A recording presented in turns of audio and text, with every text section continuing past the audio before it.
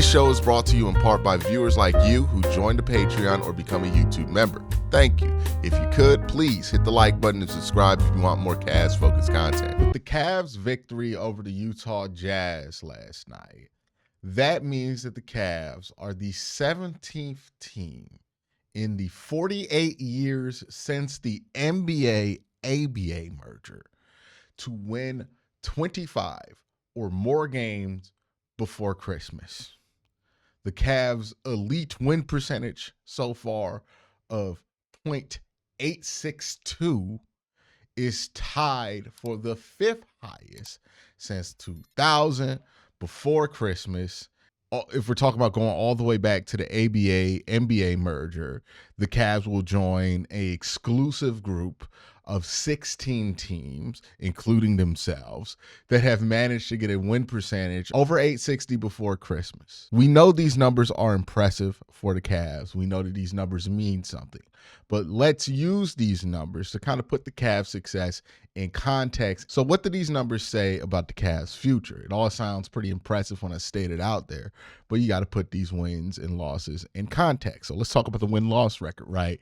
The lowest win total from a team that has achieved what the Cavs have achieved before the Christmas break or before the Christmas Day games is 53 wins from the 2021 Golden State Warriors. That meant that they went from playing over 800 basketball to under 700 basketball to achieve a 53 win total.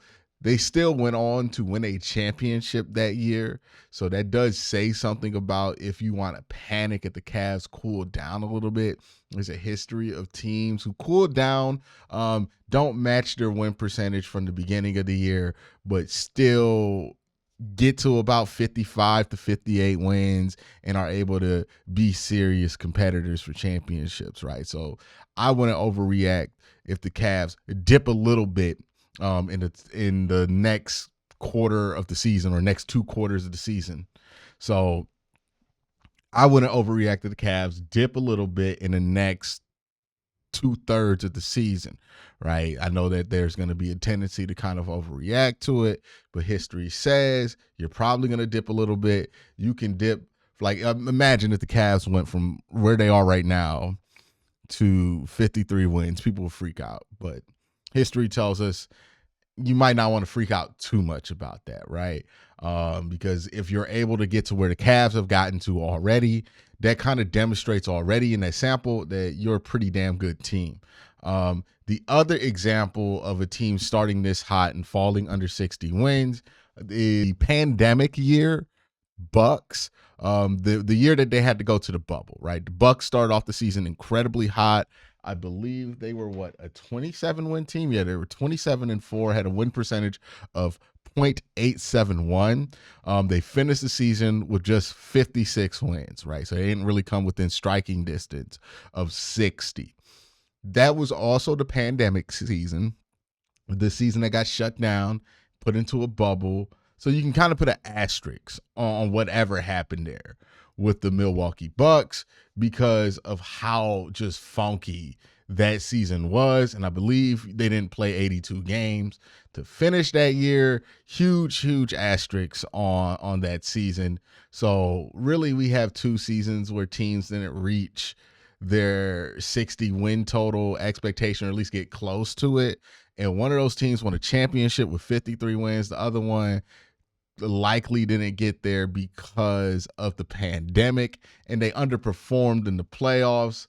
Again, when you take a 2-3 month break in the middle of the season, kind of changes things, right? And we're not anticipating that that's something that's going to happen for the Cavaliers this year. So it puts the Cavs in really nice company when it comes to a win-loss record, right? Like it's pretty much locked in that a team that plays as well as the Cavs have played will likely win over 60 games or get close to it. 8 of the 11 teams have come either over 60 games or within 2 wins of getting 60 wins. The vast majority of teams have done this and have been able to do this. Ironically enough, the 2 teams that did get 58 wins are like Golden State Warriors teams that won the championship, I believe. Or is it Yeah, ironically enough, the two teams that did dip a little bit under 60, but ironically enough, the two teams that got to 58 wins instead of 60 wins did win a championship, right? I think it was the Warriors in 2017 and the Kawhi Leonard Raptors of 2018 that were able to do it. So, fun little fact there. But the point is, the Cavs, if your expectation for them is to win around 60 games, get to like 58 or more, I think that's a fair expectation. I wouldn't live or die on whether they reach that expectation, but that is a more than fair expectation for a team in the Cavs position to get to. If you're looking at teams with a similar win percentage to the Cavaliers, now this stat goes all the way back to the NBA ABA merger. So if we're looking at teams that have a .860 win percentage or higher, the numbers are very interesting, but 11 of the 14 teams, obviously excluding the Cavs, who are the 15th team, won 60 games. So an overwhelming majority have won 60 games. If they have the win percentage or better than the Cavs have had, of the three that didn't get to that win percentage, I think two of those teams were championship teams that won 58 games and 53 games. The other team was, I believe, the pandemic Bucks, which again, pandemic bubble year, you got to put a huge asterisk on it. More than likely, the Cavs are coming within striking range or over 60 games to end this season. If I had to put a percentage on it based on the range of outcomes that we got, it would be about 54 to 78% range of probability that the Cavs will win over 60 games, which is a very strong probability.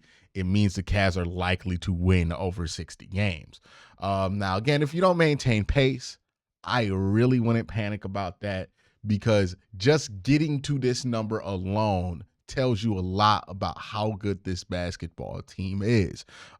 Not like the teams that were able to get here, and I'm going to read them out, right? The teams that were able to get to that 25 win mark before Christmas Day.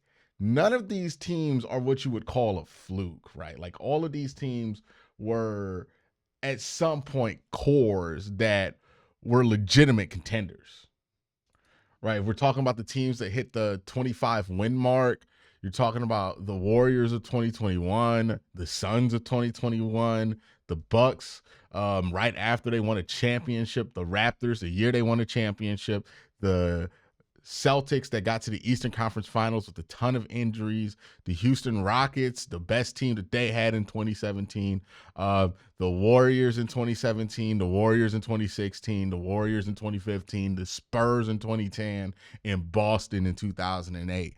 Getting in this company means something, right? It means that this is not like a fluke team, that they're not like riding different trends. Like, you don't get to this number in the NBA, in the modern NBA especially, if you aren't a team with a serious core. And if you're talking about teams they've gotten to that win percentage that the Cavs have, again, not a lot of flukes, right? You're talking about the Bill Walton Blazers back in the 70s, talking about Dr. J 76ers, the Showtime Lakers, the Blazers again in the 90s, the Rockets with Hakeem Olajuwon that won the championship, the glove era Seattle Supersonics, the Michael Jordan Bulls, the Suns with Steve Nash in them in 2004, the championship, like fresh off a championship Pistons, the Spurs, the Warriors, the Bucks after the champion. All of these teams have proven that these cores that they were able to achieve this with were legitimate championship contenders. Like, the Cavs are in that quality of team. It makes you wonder too when you see that, right? That the cores that have been able to reach this stat, you're talking about the prime pop, like Spurs and all of that. It makes you wonder if you should be gung-ho about making adjustments to the core four, because history tells you that you have a championship core if you can get to this number in the regular season.